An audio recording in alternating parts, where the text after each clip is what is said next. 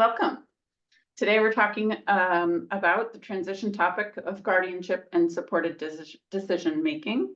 I am Cheryl Guerin. I am a NAMI New Hampshire volunteer and a parent. I came to NAMI New Hampshire seeking support for concerns with my son who lives with anxiety, depression, and autism. And hi, I'm Deb Jerkois, and I work at NAMI New Hampshire, and I'm the New Hampshire Family Network Coordinator. And the reason that we've come together is that NAMI New Hampshire is a grassroots organization. We're always working to improve the lives of people affected by mental illness and suicide through support, education, and advocacy. And so we see this presentation around the topic of guardianship and supported decision making as an opportunity to provide some additional education. So we're focusing tonight on providing tools. So not looking to provide guidance as much as we're trying to give you tools to consider the alternatives of how to best support a loved one. I came to NAMI New Hampshire as an individual who has lived experience with a family member, and that experience includes mental health, disability, and I have individuals in my household that are above the age of 20, and so I've had experience going through the teen years. And I should point out that we'll weave a little bit of our own stories throughout this presentation. And as part of that, we have designed this initially really more for that transition age audience, thinking about high schoolers. But as we go through the tools, you're going to see that you're going to be able to adapt them, making them fit maybe at different ages. And so, yeah, it comes to mind that you and I are both individuals with lived experience, practitioners in support, but we aren't legal advisors, right? So I think to take this material with the knowledge that we aren't here to provide any kind of legal advice or any kind of diagnostics or any kind of expertise beyond what we represent ourselves as being those with lived experience and wanting to educate others on what we have learned and through either our experience or our research. Right, and that's a great point because as we presented this a number of times, we've gotten some questions that sometimes feel a little outside of scope. And so we're going to also talk about other ways that you can get those questions answered. So when we looked at creating this presentation, I initially had experience working in an area agency with guardianship only, and then supported decision making came to New Hampshire, and then that broadened the scope. And so it's important to always continue to look at what tools are available and how we can best examine or explore those tools. And speaking of resources, one of the ways that we gather information and another way to have access to information in New Hampshire is there are two key players. So the Parent Information Center, so that's PICNH.org. That is a great resource for some of these questions that you may have. And then the other option as well is the Disability Rights Center in New Hampshire. So that's drcnh.org. We'll make sure we have a little bit of time on some of our resource slides at the end, since it'll be different from when we do it live and we try to drop things into the chat. But hopefully we'll give you a good overview and some ideas of where else you can go for information. And Deb, you just mentioned that shared decision making is relatively new. So maybe just as a precept to introduce here, shared decision making is like an a la carte way of going about providing structure to support your loved one. So where guardianship may be more holistic across a lot of disciplines in their lives. By disciplines, I mean things like job searching and living and financial and health and well-being. Each of those may be separated out in a shared decision-making model where you are supporting someone more stringently in one area and less so in another. So just to kind of put that out there as what we're talking about. Go ahead. No, and that's great because we will also open up some of the tools so that we can provide a little bit of a snapshot when we go through it today as well. But this is really, when we were putting this together, this is kind of our outline of what we really want to have happen today is just talking about the person-centered planning piece of this, because regardless of the path you choose, what we really want to focus on tonight is how do you how do you make the best possible decisions for the person that is your loved one, or the person that that you're providing care or guardianship, excuse me, providing, being a caregiver or a parent for. So that's sort of how we put this all together. And one of the questions we got when we were presenting recently was, someone asked, will there be a sample of a supported decision-making agreement? And the answer is yes. That's why we have checklists and tools and different things that you'll be able to look at. Okay, so how did we end up here? Well, here's what happened. My son was turning 10 and really struggling in school. His anxiety was impacting his ability to really function daily through the normal routines and activities. He started to have school refusal, and then we ended up with truancy, and through truancy had some state resources get involved in our lives. And through that, we got a referral to the program called Fast Forward, which is a wraparound program that NAMI New Hampshire brings to the state. So through that program, I kept asking, what do I do when he turns 18? What do I do? And the response back was, oh, you don't have to worry about that until he's 18. You don't have to worry about that till he's 18. And I really struggled with, well, how do I even know what these things are? I would like to be prepared to know what the options are in advance of that, so I can really support the best decisions to my son to have the ability to live to his greatest potential. And so when Deb and I started talking about this, well, we said, okay, there's a framework here. And yes, this represents ages 14 to 18, but it could also represent any age range where an individual's capacity for decision-making or an ability to manage their day-to-day life is diminished in a way that needs support. So, you know, we built it this way because that was what was happening to me at the time, and that's how this kind of came about. But we started to articulate what decisions are made and what does that look like against a timeline.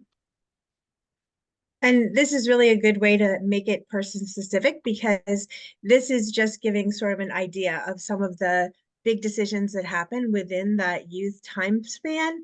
And it's also a way to really model thinking about decision making, because decision making happens at a very early age. You start with your choice of snack or the color of crayon, and those lead up to bigger decisions. So part of this as well is some education along the way with your loved one to talk about and reinforce the decisions that they're making, and also just thinking about a snapshot along the way. Because just like Cheryl was saying, this isn't just a light switch, they're 18, okay, what are you going to do? It's really looking at this span of time, or a span of time, so that you can see a lot of the different factors. How well they're regulated, are they in a stable place? Are they, if there's, for example, medication involved, are they managing their medication? If there are some safety concerns, how are they handling those? So it's just a good opportunity to bring this back to the person. And we're going to talk a little bit more about some checklists and ideas around how we can continue to really hone in on the individual and what they're looking for in terms of next steps. So I like this cartoon. It's actually usually presented side by side, but I broke it up because I think it's important. So these are kind of extremes, but the idea is, under guardianship, you see the individual saying, but I want to buy this house and live with my friends. And then it's just nope, I'm your guardian and you're going to live where I want you to. So clearly that's an extreme, and that's not what we're presenting tonight. What we're really presenting is the idea that it comes down to the person and what they want to do. So regardless of which path you take, it's always looking at quality of life for the individual. But clearly guardianship does have a more concrete, definitive power, I guess you could say. Yeah, right. Or rule set or boundaries. Yeah. Absolutely. And then the other is with supported decision making. Hey, can you help me figure out how to buy a house? I want to live with my friends. And it's like, sure, of course, we'll figure out what you can afford. So this also, you know, there's a lot of factors that come into play on where someone lives. And so that's really all part of the journey as well, because just like you're not going to flip a switch at 18, you're also, many of us are not able to just flip a switch and make a change in where we're living as well. So Right. thinking about those pieces. So in order to get, that's, you know, kind of think, oftentimes I think about where am I now, where am I trying to be, and what are the steps to get me there? One of the very first steps is understanding who your person is and how to work best with them so that you can get to the conclusions that you're hoping to around guardianship or shared decision making, fully understanding that individual's desires and the impact that those decisions will have on them. So there's a number of slides here that will really provide you with an opportunity to just get started by thinking about that person in a person-centered planning kind of framework. So I like the depiction of this because it's colorful, and you know, it really helps to say the center of this is the person, right? And our concerns for them, of course, are important, and our discernment of their abilities is incredibly important, and they are at the center, right? So we're really just, we're really trying to find that balance of support and protection with autonomy and self-determination. So if there's a way to do this process where we're not diminishing autonomy and self-determination and providing support and protection, that's ideal. So we're proposing here that the best approach, or an approach that we feel strongly is a good one, is understanding the person, their life now and the people in their life now, their circle of friends. How do we understand their environment from trust, influence, safety, and how do we support having dialogue with them that they feel included in the decisions? There's a quote from an author, Michael Small, in Essential Lifestyle Planning, you know, that says, understanding requires insight, time, and empathy. So just, you know, I think this gets to, I was wanting to, when he was 14, start something to better understand what to do at 18, right? And there is a process that can get you to that decision making. And it starts with doing the small things. Yeah, and I would add as well that it is person-centric, and we also all need to, first of all, believe in our own instinct. And so these tools do help us really iron some of that out and write it down. And then the second layer to that is that we're looking at a person and how we support them, but we also need to support ourselves. So having that network for ourselves and really trying to find people that are going to be helpful with you along your journey, whether that's reinforcing your own self-care or just supporting you in your discovery process of figuring out what the next best steps are. Yeah, Deb, I would tell you that story where I was in an IEP meeting and the assistant principal made this statement, and she said, the only reason he's not going to school is because you're not making him. And that was like a moment, that was a real moment for me where I said, no, that is not true. He is struggling with a mental health condition that's impacting his ability, and he would, if he could, he wants to be a normal child. So no, that is not, you know, like my gut told me, this is not a productive battle. This is not where we will end up having a fruitful, and that was just for me, right? Like everyone's going to have their own experiences, and that particular experience really helped me to say, who are the people in my court who are supporting my son and I with him in the center and his best interest at mind. And that was just it was such a clear indicator of being on the wrong track and helping me move into the right track. So. And having to make decisions yourself, right? So right, yeah, yeah, yeah, exactly. So that's really a nice transition to thinking about what's important to the person and what's important for the person. And this is really a great way to bring it into the person-centered space, because there's lots of things that we perceive as important to us, and they're pretty easy things to do. You know, I think about, you know, in my household that art is so important, and that's important to everyone, right? And that's great. And then there's the other piece of what's important for. So it's some of that health and wellness, getting to the doctor, getting to the dentist, if there's medication involved, taking medicine, like all of those pieces. And we're not always invested all of us in the what's important for. But when Right. you're talking about someone who is having maybe some inconsistencies in their regulation and their lifestyle and where they are, Right. how much support do they need? So going back to that cartoon, guardianship, more controlled, supportive decision making, more inclusive. And again, we're not recommending either one.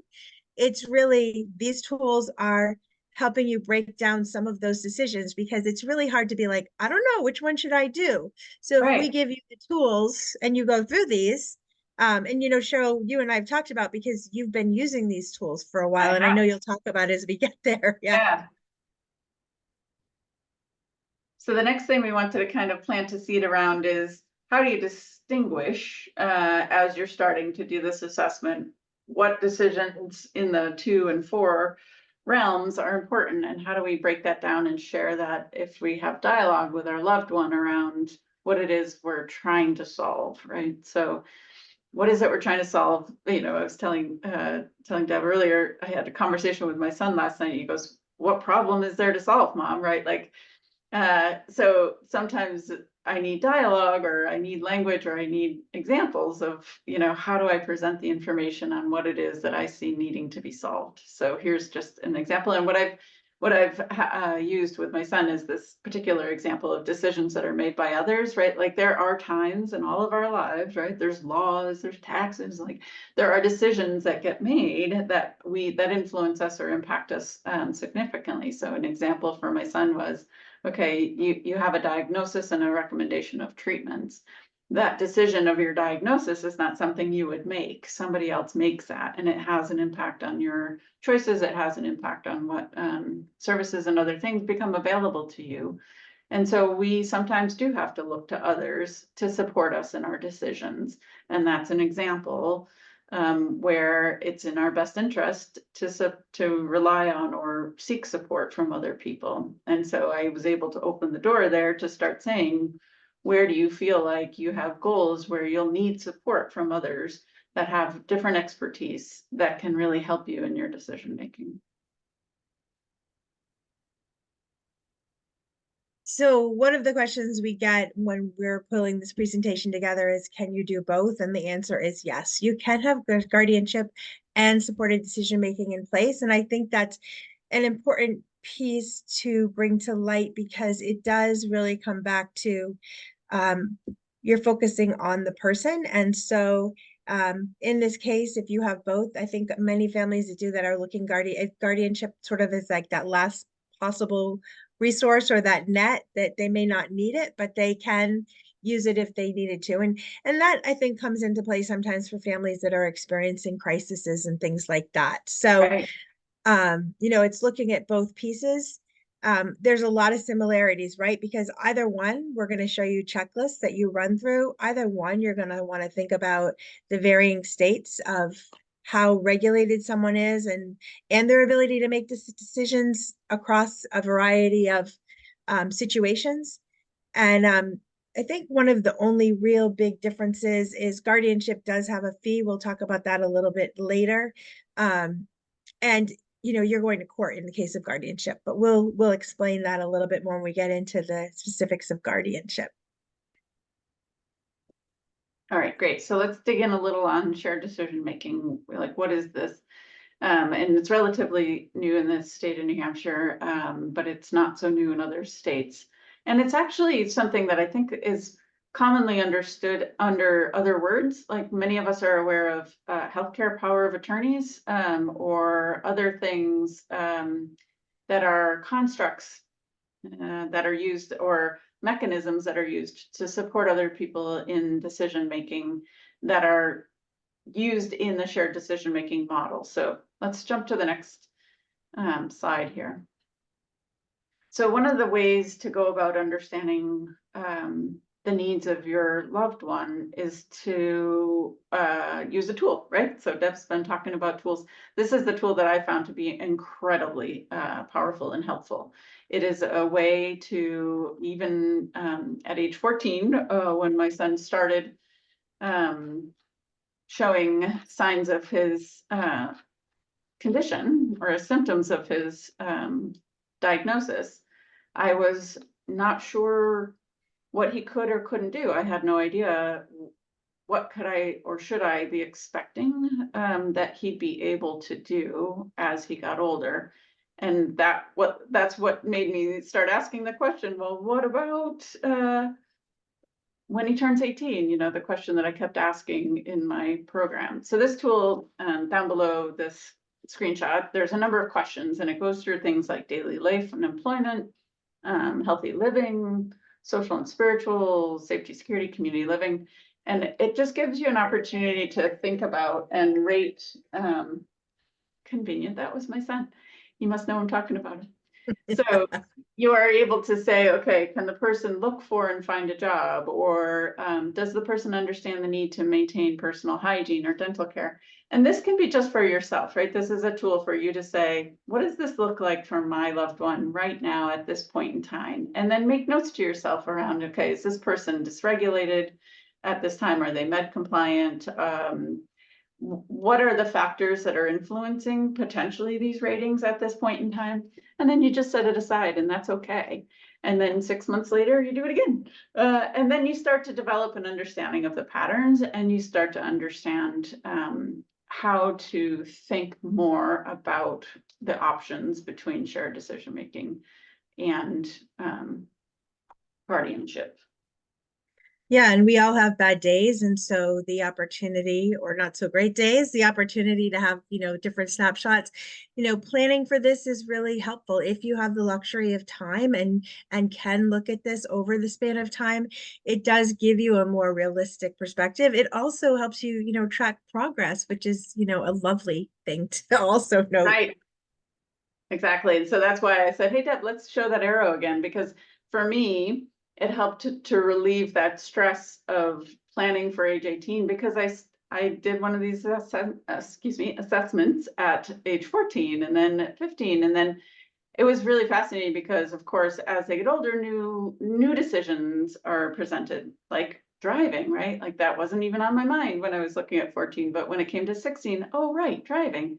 And thinking more about how does that look for him now, and what's the trajectory of that set of responsibilities looking like as I go. The next slide is also another tool. What I like about this one is it's very person focused. It is from the ACLU, and it is very specifically set up to be a tool for your loved one rather than for you. And so it gives it has just really great language to help the individual define what is a supporter, right? Who are you in this process? What should you be thinking about as the individual that might need support as you go through this process? I was just going to pull it up because there's a particular piece of it that always strikes me. Yeah, it says in bold, actually, at the top of the form, the page before this in the slide chat, where it says, my supporters are not allowed to make choices for me. I will make my own choices with support, and I am called the decider, right? Like that, you can't get more person-centric than that statement, right? It communicates an inalienable set of rights that an individual has, and it helps them potentially, depending on your situation, but it might help them to see that you truly are keeping them in the center and supporting them, not trying to make decisions for them or take away any rights. So, between the two, the stoplight, which helped me do an assessment from my perspective and my point of view, this document is really for the loved one to be able to say, how am I feeling in response to these presentations? Do I want support around my personal care? Do I want support around staying safe? Do I want support around housing, finances, and other items like that? Yeah, and going back to the sort of circle of friends where we have the person in the middle and we look at different family and different relationships.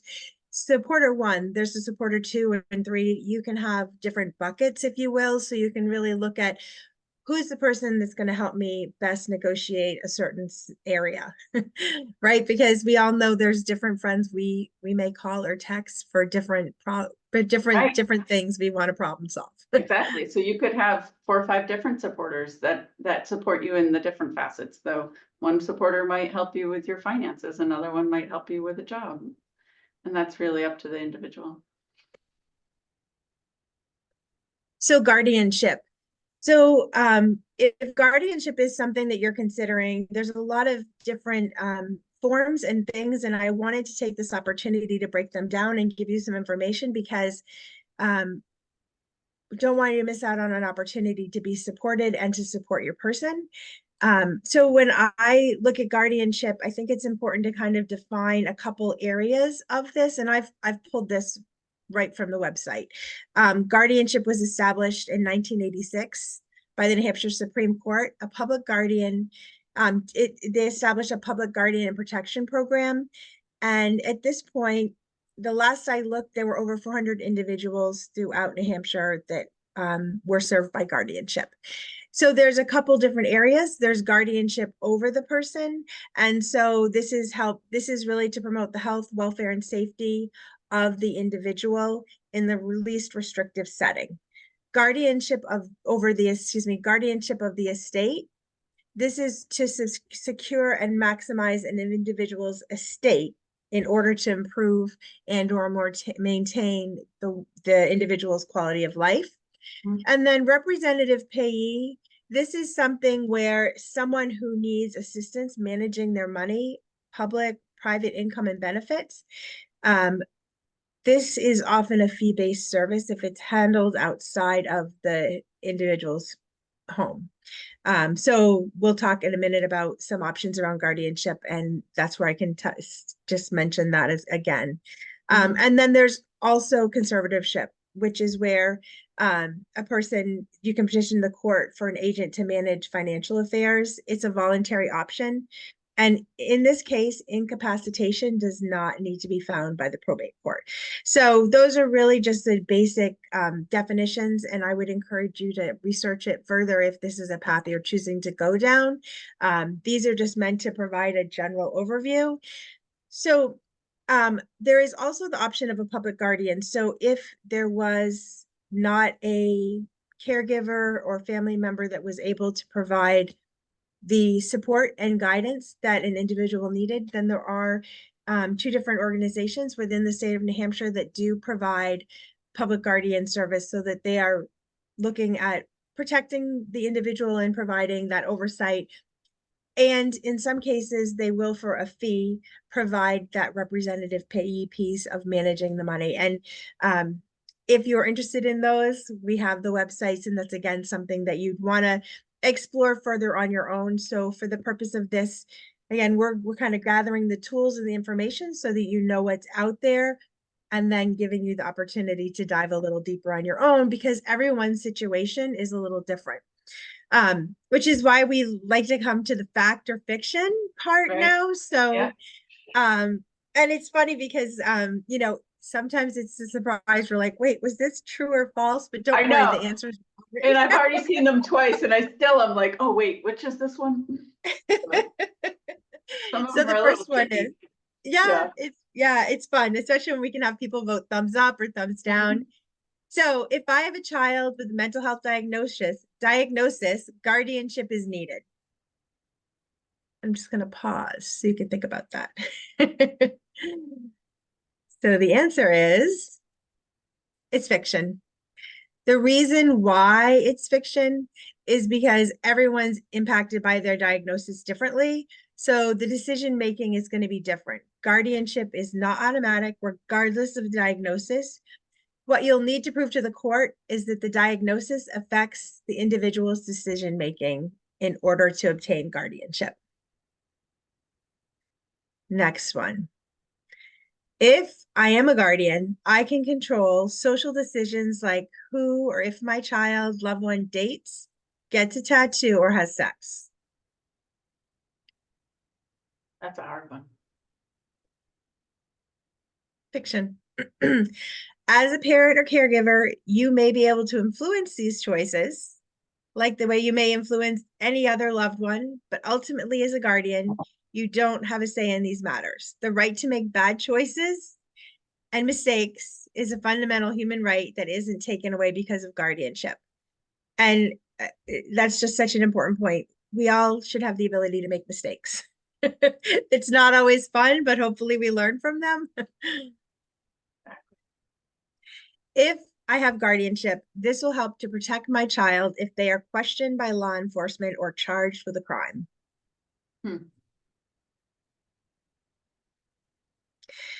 That's fiction. So it's fiction because interactions with law enforcement can be stressful. However, mental wellness in the criminal justice system is different than the decision-making capacity that you'll have to prove to the court. So law enforcement may or may not contact you before questioning your loved one. And then this is actually just a really nice time to just insert that, part of what NAMI New Hampshire does in our mission to educate is that we do offer our crisis intervention training. And that is where, we're working with first responders, including law enforcement and corrections personnel, to provide a solution-focused community response to support people with mental illness. And this is a significant training. It's a 5-day, 40-hour program. And then there's a refresher that's recommended every 2 years for this. So clearly we see this as an opportunity to support the mental wellness community, the mental health community. Okay. Individuals who have a guardian cannot vote in elections. Fiction. This is untrue in New Hampshire. You are able to vote. Individuals who have a guardian can, oh, sorry, it went again. I forgot I have a duplicate there. Hold on. As a guardian, I can make medical and service-related decisions like medication compliance or which providers are used.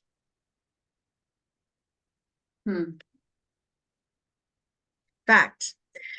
So as a guardian, you can make medical and service-related decisions for the individual. If an individual under guardianship is admitted to the emergency room against their will, there are additional steps that the guardian must take to justify this decision.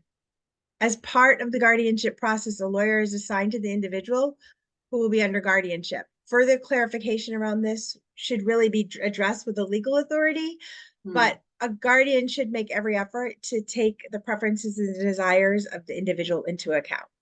Right. And that's definitely one that warrants further discussion beyond my scope. Right.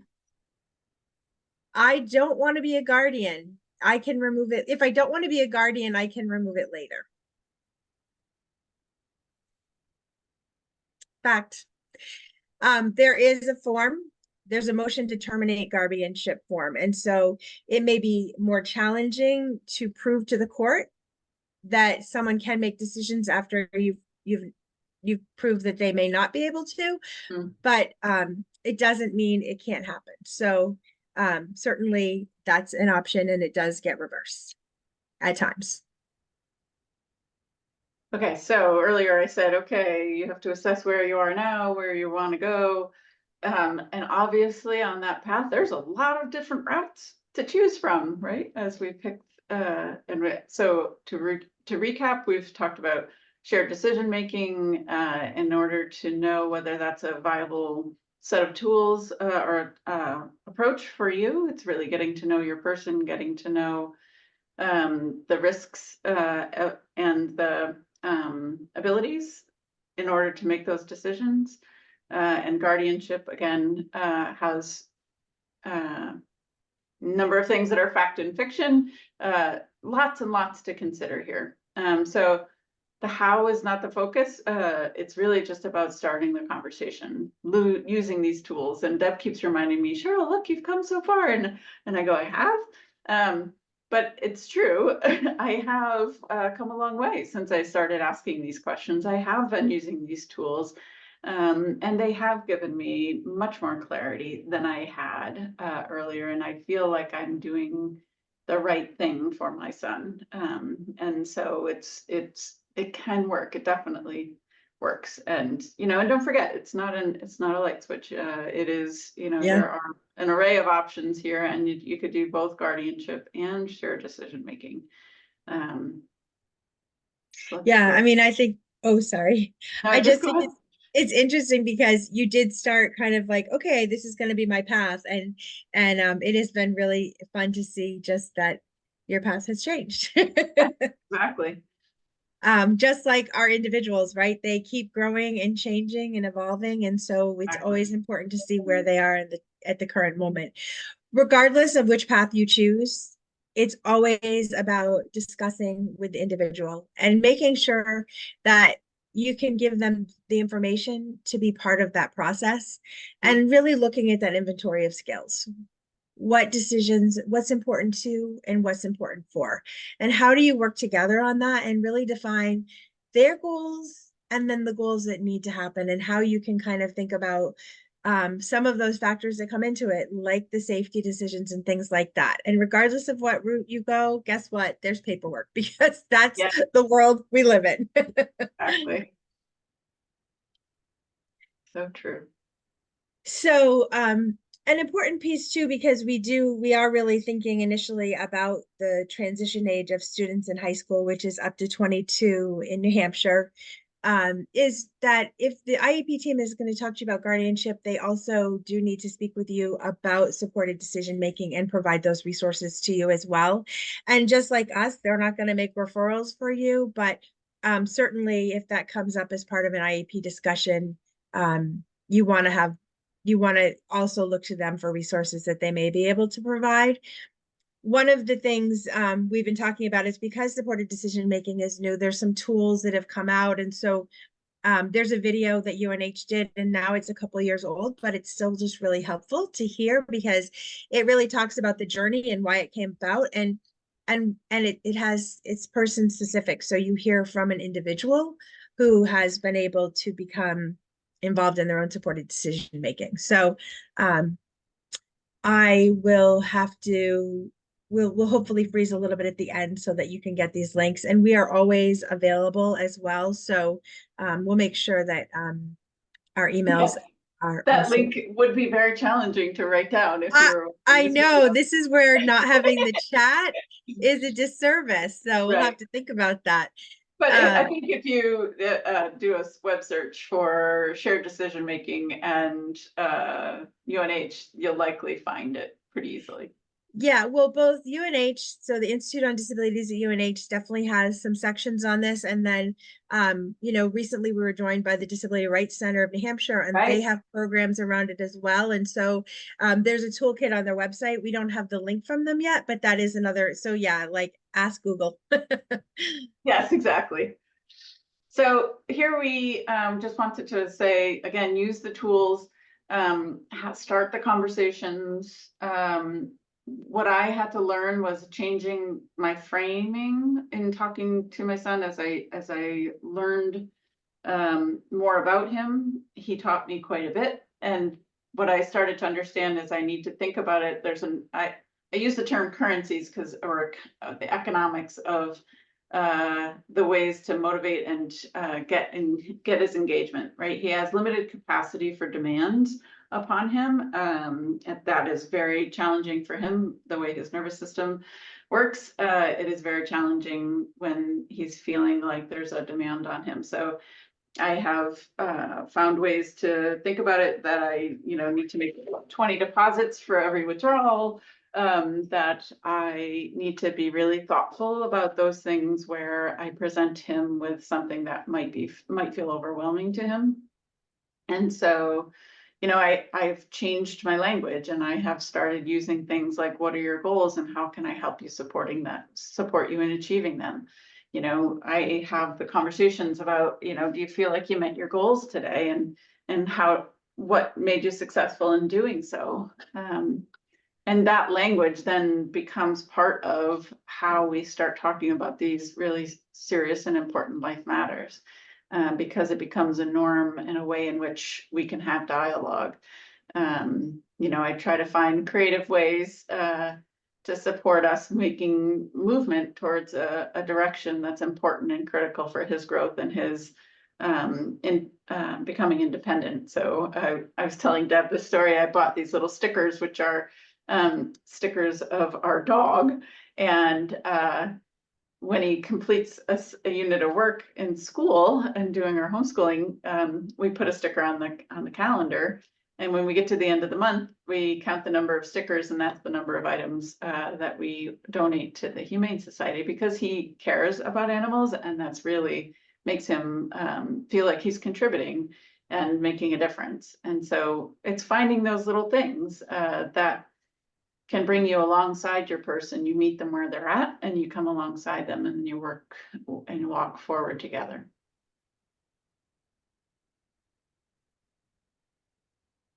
So breaking down the guardianship tools. So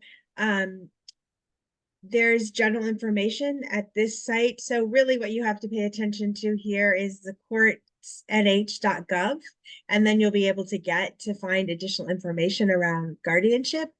And really when you're thinking about guardianship, it's really thinking about if it's appropriate, if the person to petition, if there's beyond a reasonable doubt that the individual is unable to, you know, be able to secure their basic needs of food, shelter, and clothing, healthcare, safety, and really sustaining it, right? Because you could look at a snapshot and a weekend away is fine, but what happens over the course of time? So just really thinking about a little bit about survival skills. And Right.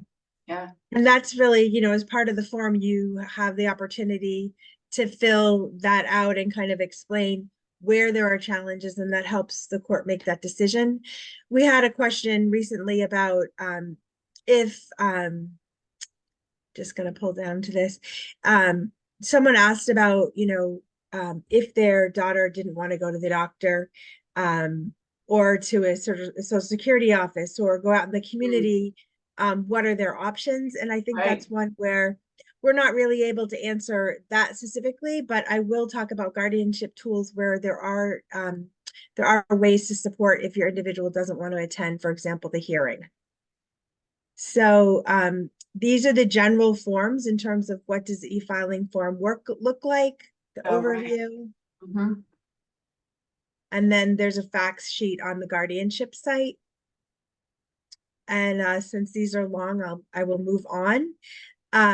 So what I was referring to is if you choose to pursue guardianship and it's challenging for your individual to leave the house, there is a request for waiver of personal appearance. And I've seen this used in, for example, if someone has had an experience in court that was not favorable, whether it, Right. no matter what the circumstances, Right. then anticipating that you can have this form done so that, and I believe it's a physician that signs it, so that they can be excused from court. Because honestly, no one wants to excuse them from the process unless there's a valid reason. And so obviously if it's something that is not something that could impact their mental wellness, then that's a reason why you may not want them to attend, or they may not want to attend. Additional paperwork is that depending on the individual's finances, there is a court-appointed attorney that's always provided to the individual that you're requesting guardianship over. And that's to make sure that the individual has the best possible information and ability to understand what guardianship is all about. So that's an important piece because there's a fee for that. Potentially you can apply to have that waived. There's a motion to waive filing fee. So as the person seeking guardianship over someone, I believe the filing fee is still $240.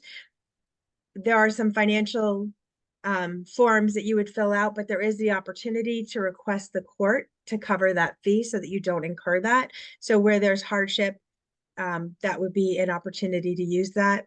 And then some other forms that you'd have to think about when you're doing guardianship is both a background check for criminal and a background check with the Department of Health and Human Services. And those forms, both the criminal history and the DHHS form, are for anyone 18 or over living in the household with the person that you're requesting guardianship over. And you pretty much need to have a license and you know, previous names and locations lived for them. And then this is where guardianship actually is applied for. So this is Turbo Court, and you would select this for the state of New Hampshire. And when you start an application, you would start here with guardianship to start a new case. And then all the information that you're going to need, you're going to go through it here and then upload forms here. And you can certainly, there is a telephone number that will appear in this process. So there is a way to call someone if you're looking for additional guidance on it. Or maybe that's where you phone a friend if you have someone else who's gone through it and they can help you with that process too. And Deb, they could always reach out to NAMI New Hampshire through the contact us on our website, right? So that's naminewhampshire.org, right? Yeah, I don't know how much we're able to walk someone through guardianship, but if they had questions, I think that's generally the area agency that does that more often. Yeah, But but to get the certainly, link from this yeah. PowerPoint or whatever, right? Oh, right, absolutely. To get the link from this PowerPoint and also just, yes, exactly. Thank you for clarifying. Yeah, sure. And then this is what the petition for guardianship looks like so that you have an idea. So one of the questions we had recently is there a partial form of guardianship? So the answer is yes. Full guardianship would be if you check all these boxes. Partial guardianship would be if you just chose some of these pieces. But this gives you an idea, just like we've showed you supported decision making, this gives you an idea what areas guardianship manages. And these you can find online as well. So what do we really want you to walk away with today? So it's really going back to the question of, thinking about what's important to and what's important for the individual and how this will happen. And I think there's a few bullet points. Let me just pull these out and go ahead, Cheryl. Yeah, no, I was just gonna say, I think the bullet points help us to reframe kind of what we've been saying through this presentation, person first, and here's a set of another tool. So understanding your timelines and the steps, how to engage the individual, what are the resources, overview of the checklist, and where to find additional information. We're hoping that that is all packaged in what you've heard from us today and seen on our PowerPoint.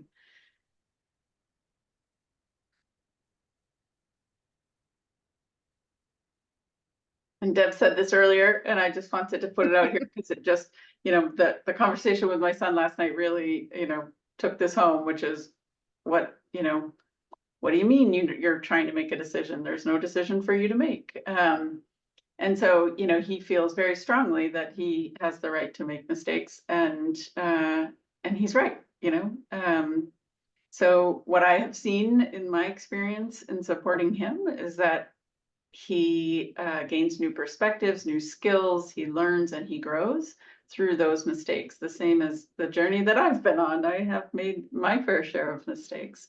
It's different because his diagnosis is different than, he lives life with different struggles than I do, but that doesn't mean that he can't learn from those and move forward. So this is just a really important kind of foundational component to keep in mind. And of course, we're really trying to thread the needle and navigate that space, right, of balancing the support and protection with autonomy and self-determination.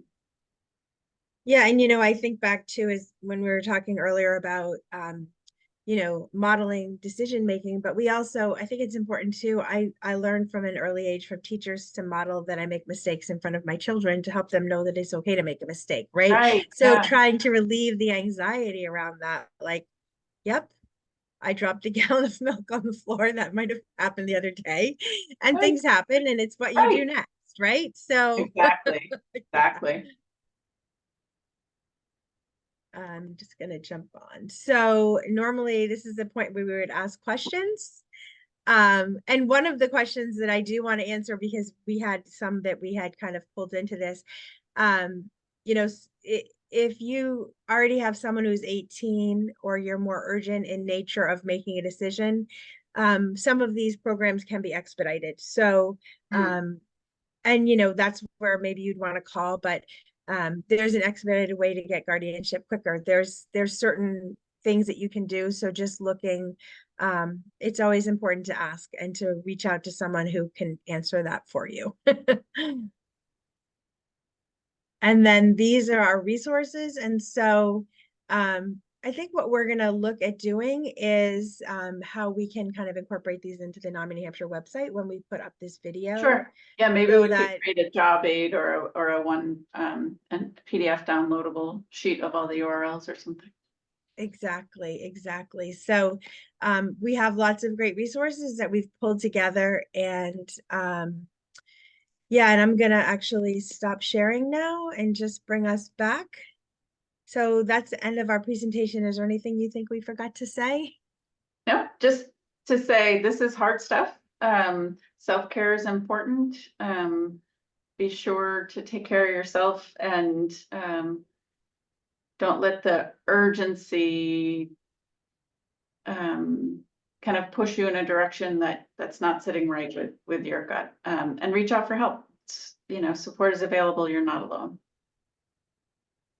Absolutely. And I think it's always important.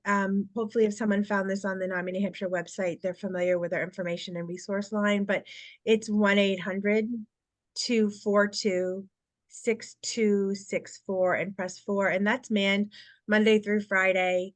And they're super responsive. And when there's a crisis, sometimes it's manned more than that. But, looking at if you need help and support, we're certainly here for that. So thank you so much. It's been a pleasure presenting with you. Yes, same. And thanks to everyone who's watching. Thank you so much.